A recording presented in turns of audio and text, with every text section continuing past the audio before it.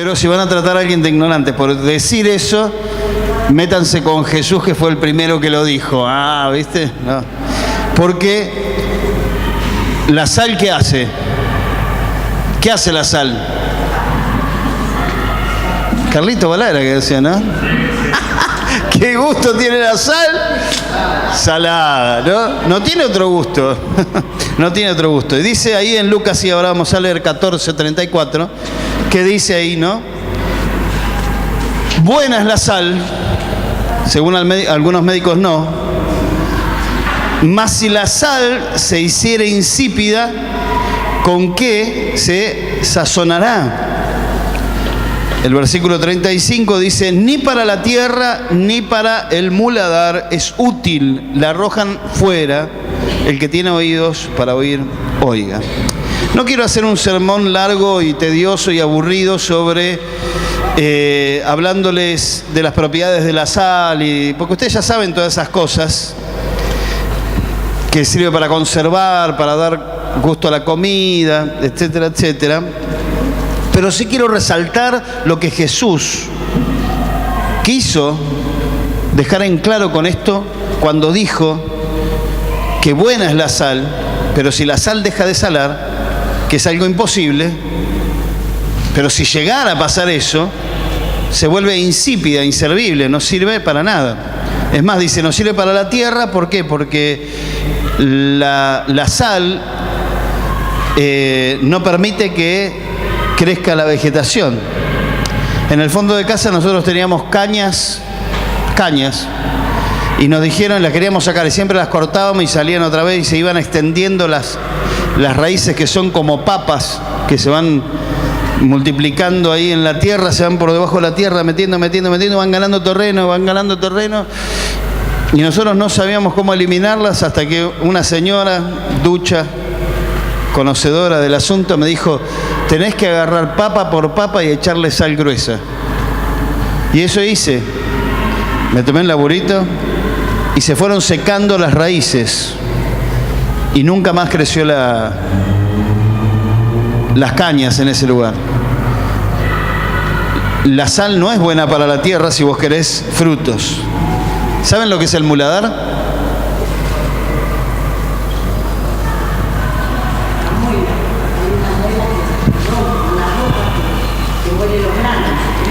No, es parecida la palabra, pero no es esa. El muladar es el lugar donde juntan el abono.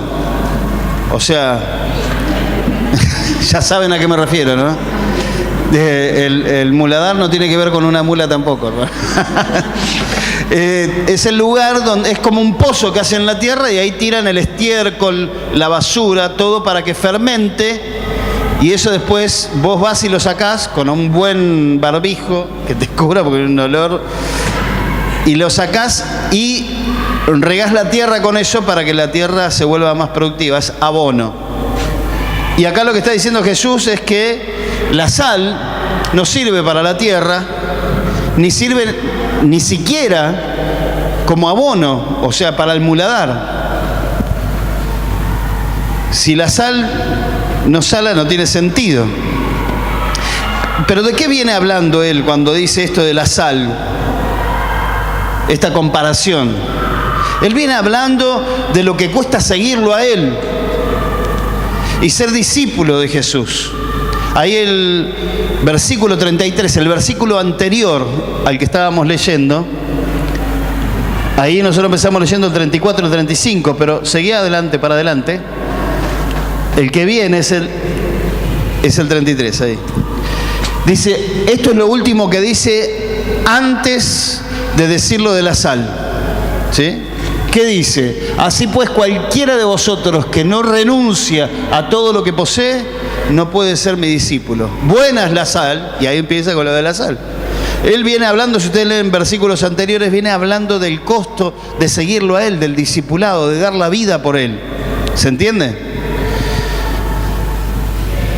Y lo que él les está queriendo decir es que aquellos que se convierten en discípulos de Jesús, o en creyentes o en cristianos, lo que le está diciendo Jesús con esta comparación es que ellos, los cristianos, los discípulos, los creyentes, son únicos e irreemplazables como la sal. Hoy los médicos te dicen, no, tenés retención de líquidos, tenés problemas, no tenés que comer sal. Ahora díganme, aquellos que estamos acostumbrados a comer sal y le dicen, no podés comer más sal. ¿Con qué la reemplaza la sal? Y te dicen, ponele pimienta, ponele limón a la carne, ¿viste? Como para darle un gustito, o hay ciertos condimentos que podrían reemplazar a la sal, pero díganme la verdad, no hay nada como la sal, ¿o no? Un buen churrasco sin sal, bueno, aquellos dicen, bueno, te acostumbrás, sí, pero no es lo mismo. ¿Verdad? No es lo mismo. Yo hablando de comida hasta ahora y algunos tienen una cara de hambre que no... Exactamente, papas fritas sin sal. Andá a comer papas fritas sin sal. Es horrible. No hay nada que pueda reemplazar la sal. Y Jesús lo que está diciendo es que no hay nada ni nadie que nos pueda reemplazar a aquellos que somos discípulos de Él. No hay nadie que nos pueda reemplazar. ¿Está bien? ¿Están de acuerdo con eso? No hay nada que pueda sustituir la sal. Ni hay nada que pueda sustituir a los cristianos.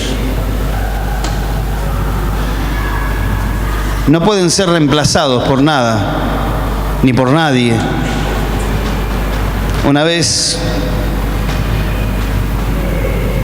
un atorrante, perdón que use esta expresión, pero es la única que le cabe, quiso sacar partido y hacer negocio con la fe. Viste que la palabra habla de aquellos que quieren comerciar con la fe. Y quiso empezar a predicar, viste, a hacer esto y otro, pero el objetivo de él era conseguir dinero, viste, sacarle el dinero a la gente. De hecho, estafó a varios creyentes pobres, incrédulos no, ¿cómo es que se dice? Ingenuos, que le creyeron, se entregaron al tipo y le sacó todo. Y por más que uno quiera, o esta persona quiso hacer lo mismo, nunca fue lo que esencialmente es. Nunca la sal puede ser reemplazada por otro elemento que no sea sal.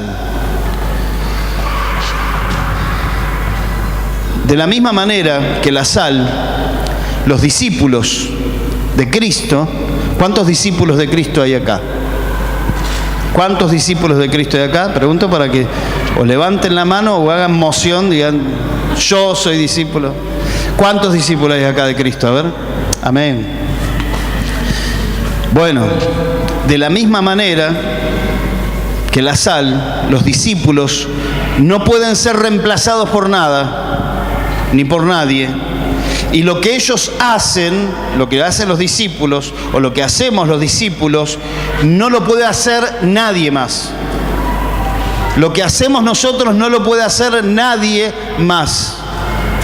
Por más capacitado, preparado, por más inteligente, por más poder económico que tenga, por más influencia que tenga, por más gracia que tenga la persona que quiera hacerlo, si no es discípulo de Cristo, no puede hacer lo que hacen los discípulos de Cristo.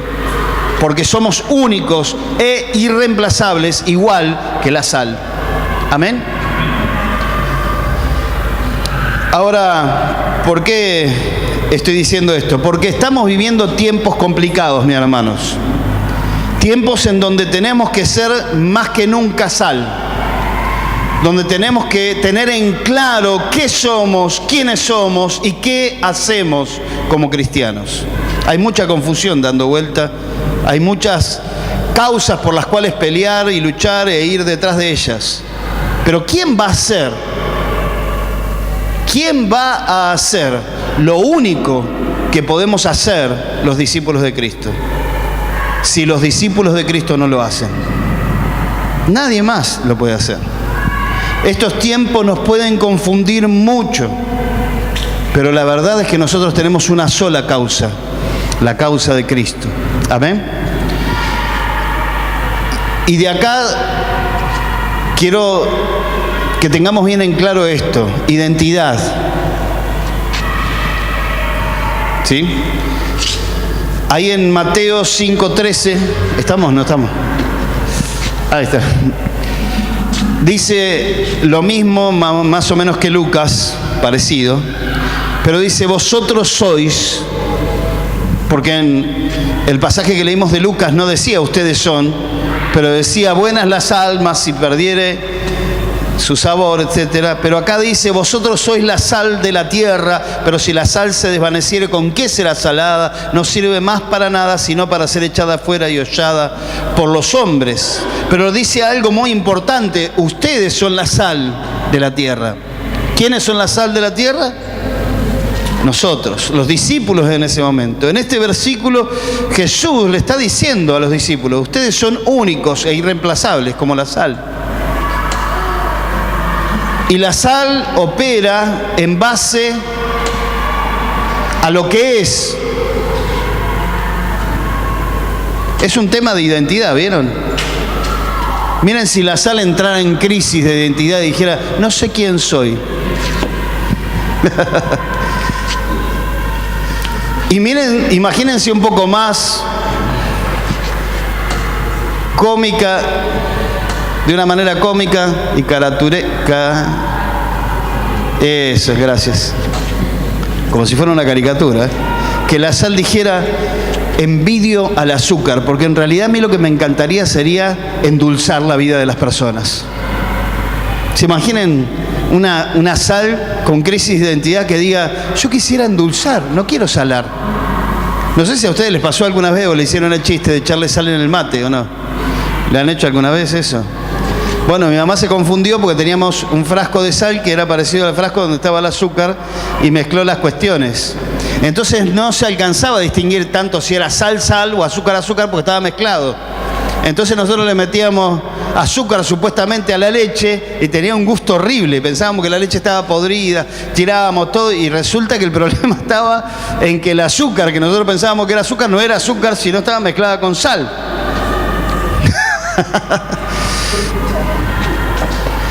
Pero no es ningún misterio para nosotros, y algo tan simple como lo que está usando Jesús para compararnos se vuelve algo tan complejo cuando lo llevamos a nuestras vidas. Es decir, ¿quiénes somos? ¿Qué tenemos que hacer? ¿Cómo tenemos que ser? Pero la sal es sal. Y el cristiano es cristiano. El discípulo es discípulo. No puede ser otra cosa. No puede hacer otra cosa. Estamos para salar. Amén. O comparémoslos con la luz, que también Jesús nos compara, dice: ustedes son la luz del mundo. Ahí yo puse, ¿no? La sal no puede endulzar, por más que endulzar sea bueno como salar. ¿A qué me refiero con esto? Que los cristianos estamos diseñados, preparados, capacitados, llenos del Espíritu Santo, llenos del poder de Dios, con un solo propósito. ¿Cuál es ese único propósito que tienen los cristianos, los discípulos de Cristo? ¿Cuál es ese único propósito? Mis hermanos, ¿cuál es? Díganmelo. Una sola causa tenemos nosotros. ¿Cuál es? Llevar la palabra de Dios, predicar el Evangelio, buscar que la gente conozca a Jesucristo para que sea salva, para que no siga hundida en las tinieblas, en la mentira y en el engaño de Satanás, para anunciarles a aquellos que están en tinieblas que Jesucristo dio la vida por ellos para sacarlos de esas tinieblas y llevarlos a su luz admirable.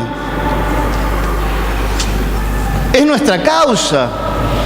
Es nuestra misión de vida. Aunque no sepas qué dones tenés, aunque no sepas cuál va a ser el futuro de tu vida, no sabes con quién te va a casar, no sabes dónde va a vivir, no sabes qué va a ser de tu trabajo, no sabes nada de la vida, ponele. Pero hay una cosa que tenés que saber, que sos sal, y la sal sala.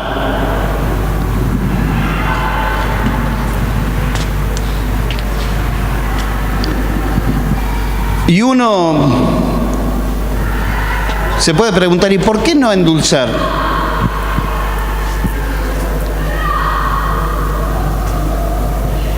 Porque no fuimos diseñados para eso. Amén. No fuimos salvados para eso. No fuimos destinados, predestinados para eso. ¿A qué me refiero con todo esto que quiero decir? Así como la sal no puede hacer otra cosa que salar, porque eso para eso fue destinada, los cristianos no tienen nada más bueno que hacer que predicar el Evangelio de Jesucristo. Porque el Evangelio es poder de Dios para salvación. Amén. Es poder de Dios para salvación. Cuando predicamos el Evangelio, no solo hay salvación, sino que también hay transformación. Clara hoy lo dijo mientras dirigía. ¿Cuántos de nosotros fuimos rescatados de la droga, del alcohol, de problemas sexuales, de problemas existenciales, de que no sabíamos si quitarnos la vida o no? Díganme, hermanos, ¿el Señor no transformó sus vidas? Díganmelo, por favor. ¿No transformó sus vidas el Señor? ¿No los cambió? ¿De dónde los sacó el Señor? ¿Se acuerdan? ¿Y a quién utilizó el Señor para sacarlos de ahí? ¿Quién te ministró? ¿Quién fue que oró alguna vez por vos para que seas libre, para que seas sano, para que hoy estés de alguna manera restaurado o por lo menos en comunión con el Señor o teniendo la seguridad de que sos salvo, que se te morizó y vas al cielo? ¿Quién fue? ¿Un bombero? ¿Un diputado? ¿Quién te salvó? ¿Quién te salvó? Yo sé que Cristo, sí, pero si alguien no te predicaba, si alguien no salaba, tu vida nunca iba a ser salada. Amén. Entonces, ¿qué quiero decir en esta noche? Que la sal, ahí está. La sal no es sal si no sale. Y ustedes dicen, ¿qué idiotez que está diciendo este tipo? Ya sabemos eso. Bueno, la sal no es sal si no sala. Ya lo sabemos todos. Y el cristiano, ¿por qué? Porque lo que identifica al cristiano es que predica el Evangelio. Amén. Si no predica el Evangelio, la pregunta es esa, ¿no? ¿Sos cristiano o no sos cristiano? Porque somos cristianos por haber recibido a Cristo. Pero no podemos dejar de hacer lo que somos. Somos discípulos de Jesucristo. ¿Y Jesucristo para qué vino? Para salvar. ¿Y nosotros para qué fuimos salvados? Para que otros se salven. Dice la palabra del Señor que Él quiere que todos sean salvos. Amén. Entonces es una cuestión de identidad. ¿Quién sos? No podés estar en crisis con esto. Tenés que tener bien en claro quién sos. Sos cristiano, sos hijo de Dios, sos creyente, sos discípulo del Señor. Y si sos discípulo del Señor, entonces tenés que ir a hacer aquello que el Maestro te mostró. Jesús dijo que teníamos que seguir sus pasos, que teníamos que imitarlo en lo que Él hacía. ¿Y Él qué hacía? Oraba por los enfermos, echaba fuera demonios. Amén. En verdad, no oraba por los enfermos. Si ustedes se fijan en los evangelios, Él no oraba por los enfermos, los sanaba. Nosotros, y perdón que digo todo esto, me estoy desahogando que Laura no está. Hasta allá acá, mi amor. Pero no me puede mirar, ¿viste? Porque Laura me mira. Estamos a veces diciendo cosas para justificar nuestra incredulidad. Decimos, vamos a orar a ver si el Señor los sana. Y la palabra de Dios no dice oren por los enfermos. Dijo, Jesús, vayan y sanen enfermos. No dijo oren. Nosotros oramos. Ni siquiera tendríamos que orar. Dice la palabra de Dios que pongan las manos sobre los enfermos y los enfermos sanarán. No dice oren. Nosotros ponemos la mano y oramos, ¿viste? Y yo le he dicho a varios de ustedes en algunas oportunidades, no oren, pongan las manos y que se sanen. Y ponen las manos y empiezan a orar, ¿viste? No pueden evitar. Me causa tanta gracia porque estamos ya formados así, ¿viste? Entonces no podemos romper ciertas estructuras que tenemos que cambiar. Pero la verdad es que la sal no es sal sino sala, y el cristiano no es cristiano sino predica el Evangelio. Y de ahí surgimos al segundo punto y último punto, el propósito. Lucas 14:34 dice, buena es la sal, mas si la sal se hiciera insípida, ¿con qué se sazonará? Si la sal se desvaneciere, dice Mateo. En realidad es imposible que la sal pierda su sabor. Pero si eso llegara a pasar, dejaría de cumplir el propósito para el cual fue creada. De la misma manera, los cristianos que no hacen discípulos dejan de cumplir el propósito por el cual fueron salvados, restaurados, rescatados, etc. Cuando como cristianos nos involucramos en otras causas que no son la de Cristo, perdemos nuestra esencia. Y es así donde el cristiano pierde su poder. Es por eso que debemos mantenernos enfocados en nuestro propósito, que es predicar el evangelio integral, hermanos, No estoy hablando solamente de hablar bla, bla, bla, bla, Cristo te ama y tiene un... No, estoy hablando de dar la vida por las personas como lo hizo Cristo por nosotros. Y que si tienen hambre, darle de comer. Y si no tienen ropa, ponerle ropa. Y si no tienen trabajo, ayudarle a conseguir trabajo. Y si tienen problemas familiares, ayudarle a solucionar.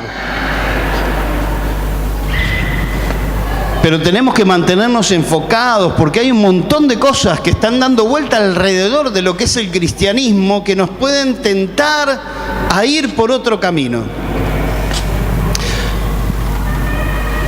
Y quizás algunos de ustedes estén sospechando hacia dónde voy.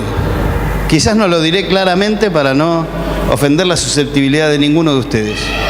Pero constantemente, y aún sus propios discípulos, tentaban a Jesús con la idea de actuar social y políticamente. Lo tentaban con la idea.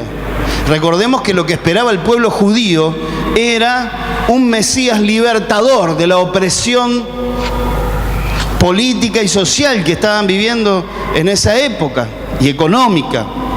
Sin embargo, él nunca respondió ni reaccionó ante la presión de aquellos que querían que él se involucrara. Miren, yo les voy a compartir un texto que a mí me llamó mucho la atención. Fíjense,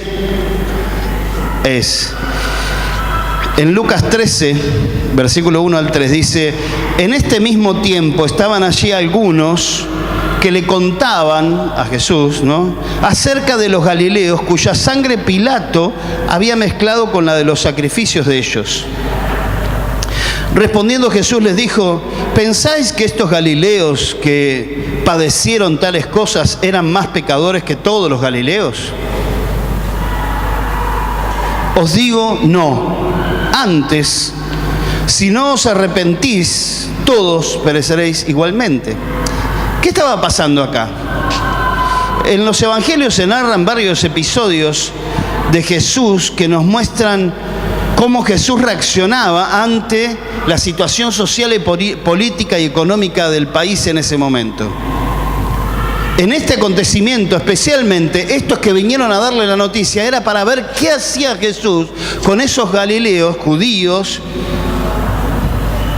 ¿sí?, fieles, que estaban ofreciendo sacrificio. Y como en esa época el templo no estaba funcionando, entonces hacían los sacrificios en otros lados, pero era un lugar sagrado, un lugar santo, y entonces el que iba a ofrendar el sacrificio tenía, si ustedes se acuerdan, leyeron el Antiguo Testamento, en Levítico, ¿no?, pero tenían que poner la mano sobre el animal para que al degollarlo la culpa tuya de tus pecados fuera sobre ese animal y la sangre fuera el precio de tus pecados. En ese momento que estos galileos estaban poniendo las manos sobre animales, entraron soldados y los asesinaron, y la sangre de ellos se mezcló con la sangre del sacrificio del animal. Ante esta terrible situación política y social, donde un gobernante ejerce esta autoridad o autoritarismo sobre el pueblo, y Jesús era el que tenía el poder, era el Hijo de Dios, era el que le podía hacer frente a ese tipo. Entonces vienen estos a decirle, ¿viste lo que está pasando? ¿Qué vas a hacer con lo que está pasando? ¿Qué va a hacer la iglesia con lo que está pasando? Y nos cuestionamos estas cosas, ¿no? Pero para que no queden dudas, yo quiero seguir ahondando un poquitito más nada más. Cuando Jesús tenía unos 30 años y acababa de bautizarse, el diablo le ofreció ser el gobernante de toda la humanidad. ¿Sí? Ahí como dice, ¿no? Gobernante de la humanidad. Dice, el diablo le ofreció a Jesús gobernar sobre todos los reinos del mundo. Imagínense, un presidente mundial. ¿Se imagina todo lo que Jesús podría haber hecho aprovechando esa puerta abierta para involucrarse en el gobierno mundial y poder él ejercer su autoridad como hijo de Dios en ese lugar? ¿Qué hubiera pasado? Imagínense, un presidente mundial que es Cristo. ¡Wow! Todos los gobiernos del mundo tienen que responderle a él. Sin embargo, Jesús lo hizo callar al diablo y lo echó de fuera, ¿no? Dice, ahí en Mateo 4:8 está esta historia, dice, otra vez le llevó el diablo a un monte alto y le mostró todos los reinos del mundo y la gloria de ellos. Y le dijo, todo esto te daré si postrado me adorarás. Y ¿se acuerdan qué le dijo Jesús? ¿Qué le dijo Jesús? Vete, Satanás. También algunos ansiaban que Jesús fuera rey. En tiempos de Jesús muchos ansiaban encontrar a alguien que pudiera poner fin a la inestabilidad política, social y a toda la opresión que estaban sufriendo por el imperio de Roma. Impresionados por todo lo que Jesús hacía, por todo lo que Jesús era, por todo el poder que Jesús tenía, lo querían poner como rey. Ahí relata en Juan que esta gente lo venía a buscar, viéndolo como potencialmente una herramienta política para cambiar la situación social, económica que estaba viviendo el país en ese momento. Lo veían como un candidato para ponerlo al frente del partido político que ellos estaban llevando adelante. Y fíjense lo que dice Juan 16:15. Juan 6:15, perdón. Pero entendiendo Jesús que iban, ¿a qué dice? A venir para apoderarse de él y hacerle rey, volvió a retirarse al monte él solo. ¿Vieron? Otra historia más, ¿se acuerdan? Cuando, ahí ponemos el texto si querés, del que viene. Activista político, ahí volvé. Un grupo formado por discípulos de los fariseos y por miembros del partido de los herodianos, que era un partido político, lo abordaran para que él tomara partido. ¿Y con qué vienen? Vienen con una pregunta tramposa.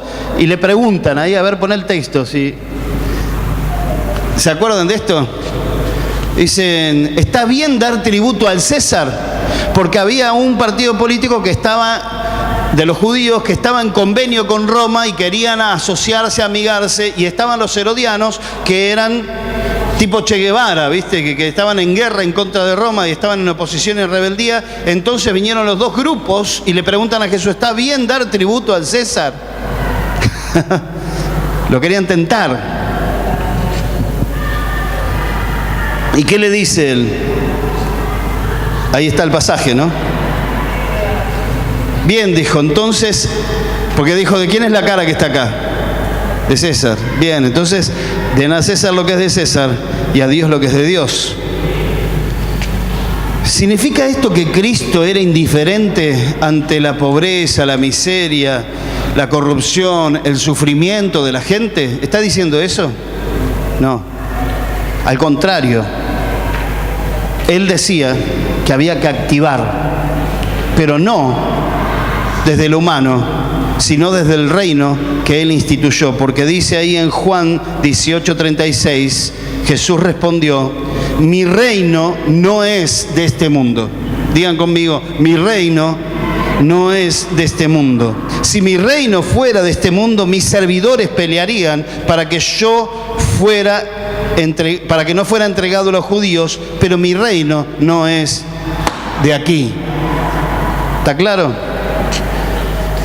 Entonces, cuando como cristianos nos enredamos en los negocios y en las causas de la vida, y dejamos de enfocarnos en el único propósito que tenemos, sucede lo imposible. La sal pierde su sabor. ¿Se entendió? Por lo tanto, debemos enfocarnos en el propósito que tenemos como sal de la tierra, llenarlo todo con el Evangelio de Jesucristo. Hermanos, podemos discutir eternamente qué vamos a hacer con lo que está pasando ahora con el tema del aborto, de la ley del aborto, qué vamos a hacer con la corrupción que hay en el país, qué vamos a hacer con la situación económica, social y política que hay en el país, cómo la iglesia no reacciona, cómo no se hace oír la voz de la iglesia ante situaciones como estas. Y yo digo, sí, hermanos, activemos, marchemos, pero con un solo propósito, predicar el Evangelio de Jesucristo. Porque es el Evangelio de Jesucristo el que trae transformación y cambio a la nación. Es por esto, en conclusión,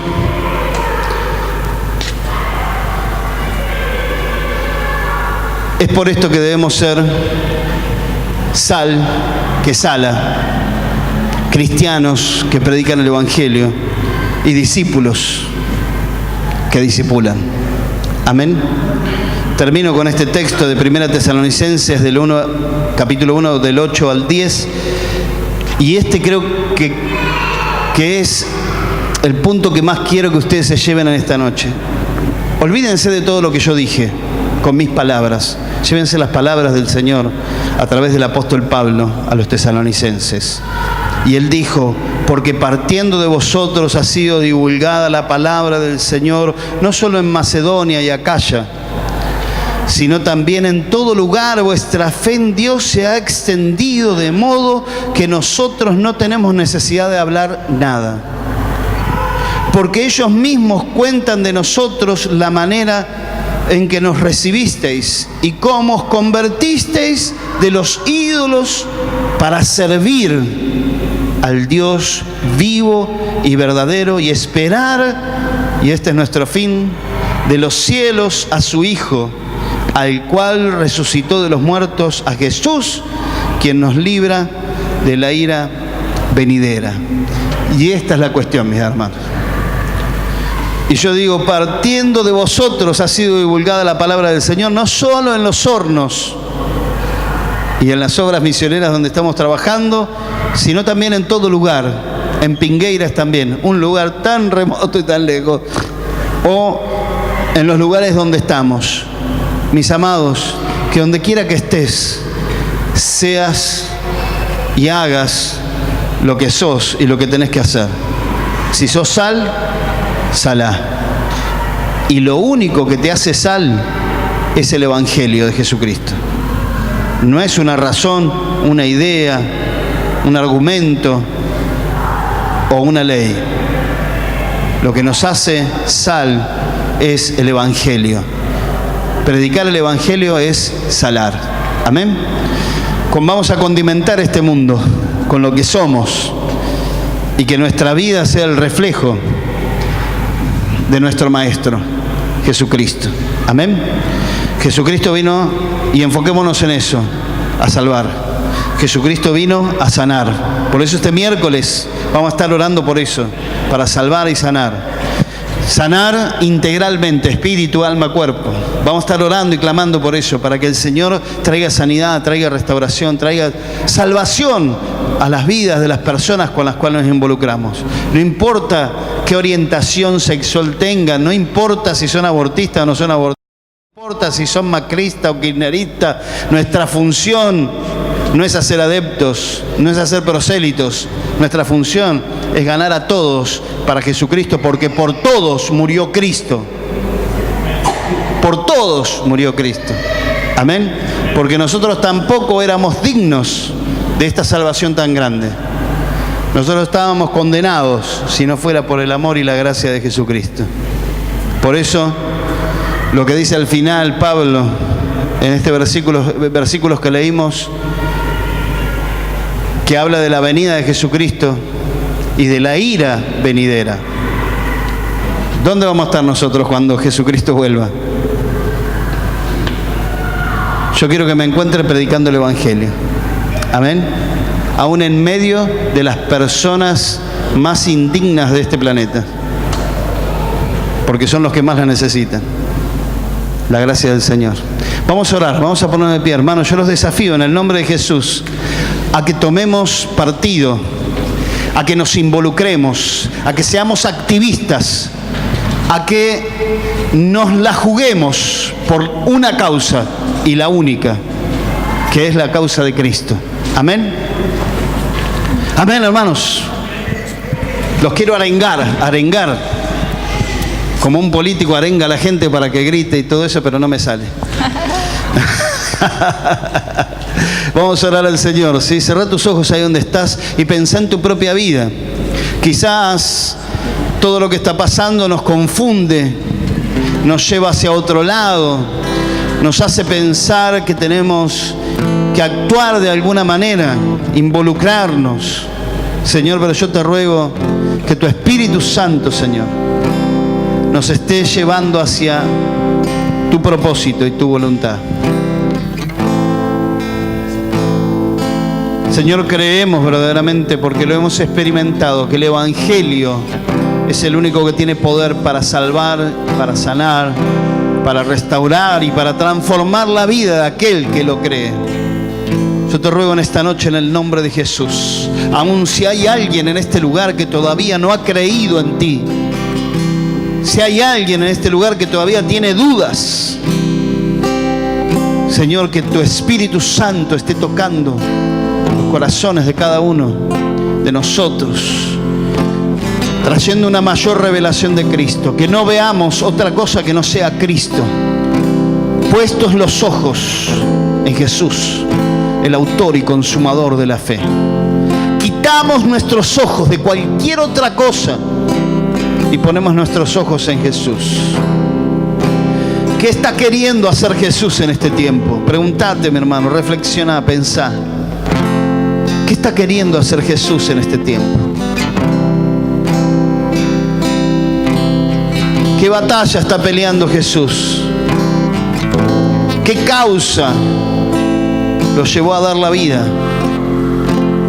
Señor, yo te ruego en esta noche en el nombre de Jesús que levantes a tu iglesia gloriosa, Señor, en el poder del Espíritu Santo, para anunciar a los cuatro vientos que Jesucristo es el camino, la verdad y la vida. Levanta tu iglesia, Señor, en el poder del Espíritu Santo, que los dones, Señor, que le has dado a la iglesia, cuánto potencial hay en este lugar, Señor, de hermanos y hermanas capacitados, llenos de dones, llenos de palabra, llenos de unción, para ministrar, para salvar, para predicar el Evangelio, para orar por los enfermos, para que se sanen, para orar por los endemoniados, para que sean libres. Cuánto potencial hay en este lugar, cuánta sal hay en este lugar, Señor.